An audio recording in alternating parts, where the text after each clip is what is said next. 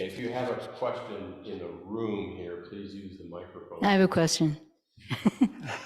Could you say something about samsara and nirvana? Everything he was talking about, samsara. We can all take that basic storyline and fill it in with our own details.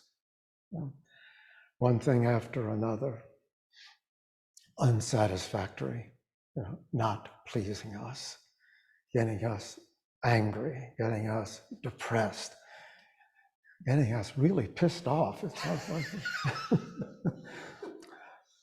we can maybe edit the recording to get rid of my vulgar expression. You all have your own stories, I'm sure, that are similar. These are petty details. When you look at the world at large, when you look at Ukraine right now, you have a much better understanding of samsara, I think. And that has been the human condition since the beginning of recorded history in all cultures. So there seems to be something deeply built into human nature that almost inevitably, almost universally causes suffering to ourselves, suffering to others. In our culture, except for perhaps the occasional relative, we don't run into this too much. And I think it's good to be aware of how much the world is actually suffering. And beyond all that, and perhaps even deeper and more important, is the suffering we cause ourselves. And suffering comes from desire, anger, and ignorance. With ignorance, meaning not stupid, but failing to understand what this world really is, what we really are. And failing to understand our true nature, we become very dissatisfied. And that dissatisfaction can turn the wheel of samsara even farther. We take it out on other people, whether as individuals or entire cultures clashing against each other. That seems to be the human condition, both individually and as social beings. So what is our job? What can we do to help this world?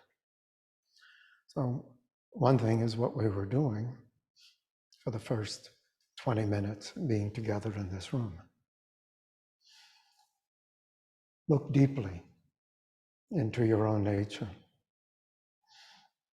So the practice that I was using this morning, and let me say parenthetically that it's best to stick with one practice, find what that is and stay with it. But as a teacher, I visit all of the practices occasionally to remind myself of how they are. And maybe I use being teacher as an excuse for changing practices. But this morning, my practice was on the inhalation. Ask myself, what am I? So, 3 syllables. So on the breath, first the stomach goes out. That's the what. Then the rib cage goes out.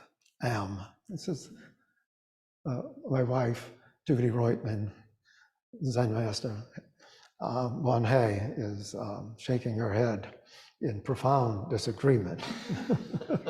Guess she doesn't like this technique. And final part of the breath filling up here. Yeah. So what am I? And then Dono, all the way down to the bottom, over and over again. What am I don't know. You should try it sometime. I do it and I don't know sometimes. I just don't do first the stomach and then go to the Yeah, well. Actually, I should say that my Zen meditation practice is informed by a lot of study and practice of yogic pranayama. And that's a standard technique. So, but you don't have to do that. You can be like Zen Master Hae, just a step above. So, yeah, so what are we? What is it? And it seems to be really embedded in our nature. That causes all of the suffering to ourselves and to others. So that, anyway, is where some kind of amelioration begins. Looking deeply into yourself for the causes of suffering, both to yourself and to others. Yes. What about nirvana? We've been talking about samsara. So the opposite of samsara is nirvana, a Sanskrit word that means literally no wind. Near, no, and van, like almost like wind. No wind? Wind. No wind. Yeah, no wind. Yeah, completely calm. Oh, okay. Right? No storms, you might say. Yeah, that's nirvana. Our practice is not to attain nirvana. It's okay if you attain nirvana. I don't mean the negative to be that way. Our practice is best expressed in our four great vows.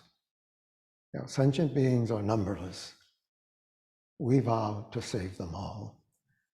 In other words, we vow to really do something about the suffering in this world. The second vow is the way we translate it, delusions, which actually means all troubled emotional and mental states are endless. We vow to cut through them all. If we do cut through them all, we eliminate a lot of suffering for ourselves in this world. The teachings are infinite. We vow to learn them all. So, we actually do study. We have classes. We study Buddhism. But, and I am teaching right now, but you don't have to bother to learn anything. But we vow really to understand the truths that are deeply embedded in Buddha's teaching. That's the idea. And finally, the Buddha way is inconceivable. We vow to attain it. So we vow to, become enlightened, to move away from the suffering that is caused by all of our confusion. In none of these four vows do we vow, I vow to attain nirvana. Why is that? So it's not something that we directly aim at. You have the microphone, you must have a question. Well, you just recently did the class on the Heart Sutra.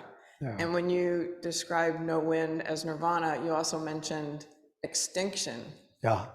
Which, I mean, and so if nirvana and samsara are the same, is that meaning you can extinguish all that? Yeah, all that room. Yeah. Yeah, so it's as if there's a huge storm, raging in us, all the time, our various emotional states.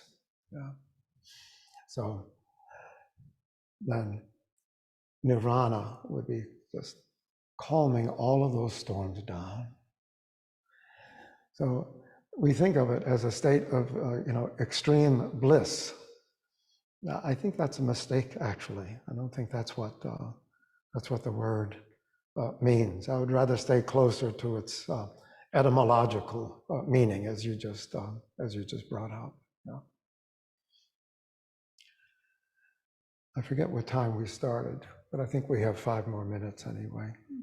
Yeah, so are there any more questions? I have a question. Yes, Liz. So, yesterday during practice, well, before that, I know somebody who has died. She was in her young 20s, and a little angry about that. And you were thinking that you know we can say there's no birth and death, but she did die. Mhm. Young 20s. I mean, it's easy, for a Zen master. I also finished reading something about a translation of Wang Po, and it's easy to say there's no birth and death, but he was an old Zen master and died on a mountain. You know, it wasn't a young 20-year-old who in and out of the hospital for the last 10 years Mhm. and on and off ventilators almost every time she's in the hospital. You know, certainly you can't say, oh, last time you're going to be on a ventilator, don't worry, there's no death. Um, I don't know. And then during practice yesterday, it struck me that seeing, going up to the altar and lighting the candles and all that there's no meaning to that. And the chant, there's no meaning. I, you know, there just doesn't seem to be any meaning to it. Um, what does it all mean? Um, and I don't know. No birth, no death. That's easy to say, but struck down so young and having to live with the affliction that this young lady lived with for 10 years. Yeah. Um, I don't know. I don't know what my question is, other than I'm Okay. kind of angry about it. Well, you're And talking about a basic Buddhist truth, the truth of suffering.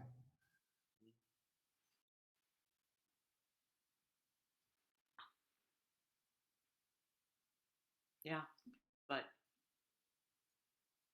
I don't know. Just doesn't seem fair, which sounds stupid to say, but Yeah. Yeah, so sometimes suffering has a cause that we can clearly perceive and that we can actually hold perhaps someone responsible for. So, for instance, now most of the world is holding Vladimir Putin as responsible for all of the suffering in Ukraine. That's an extreme example. On a more local, individual level, we can all look at ourselves and see how we have caused suffering to ourselves and to others. I'm not certainly pointing any fingers to anyone, but this is a universal experience. I know that many of the things I've done in my life have caused me to suffer and have caused other people to suffer. But your question is more difficult. What about suffering that seems to be completely undeserved by a given individual, and that our perception of the unfairness of that is only heightened, in this case, for instance, by that person's youth and innocence, as far as we know. So how do we live with that? Is there anything we can do about that? And I think you mentioned that you are or have been, and I think will continue, if I heard you right, to chant for her. So we have a specific chant, of course, for people who have died. We have a general chant, Kwan Seum Bosal, which is universal application, you might say. Kwan Seum Bosal is the bodhisattva who perceives the sound. That's the name of our school of Zen, Kwan referring to the bodhisattva who hears the sound of the world's suffering and responds with infinite compassion.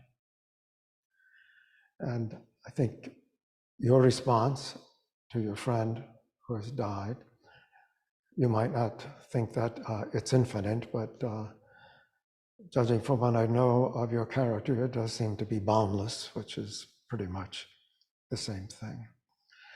So we typically chant for the deceased for 49 days afterwards. My sister died 2 years ago, a year and a half ago now. The previous summer, after a long, very difficult illness. And I chanted for her for 49 days. In fact, it was right over here, besides this altar, that I chanted Jijang Bosal for her for 49 days. There may be some psychological wisdom to the 49 days as a period of mourning, besides, it's simply numeric, 7 times 7, but it's a substantial amount of time. And to commit oneself to chant for the dead, for a particular person who's dear to you, who's died, for a rather lengthy, anyway, period of time, I think has been shown to be, very healing. It's not that, okay, 49 days, I feel great about it now, but it has a deep effect. And so I hope you continue, with your chanting. And I think all of us, we're certainly all old enough that we've had experiences that are similar to yours, if perhaps not arousing as much anguish as this must in you. So thank you for your question. Carol has a question. There's another question? From Carol. It's not a question, it's a comment, if I may make a comment about Tom's talk. Yes, go ahead. I just want to thank Tom so very much for having the courage to speak unvarnished way about his family. Now, I wouldn't want a steady diet of that sort of information, but we so rarely hear it because people don't, they don't really mention it too much. I remember Ed Brown many years ago said, a Zen teacher, he said, we can look like these really neat Zen students, polished, and we do all our forms and our rituals, but you look at anybody's family, and it's not quite the same picture very, often. And so I just want to thank him because I can relate to what he said. I don't have children, but I have family members. And so I just want to thank him for his honesty and for pointing out the distinction of nirvana and samsara in that situation. Thank you. Okay. Thank you. Let's conclude now. Yeah. Yeah.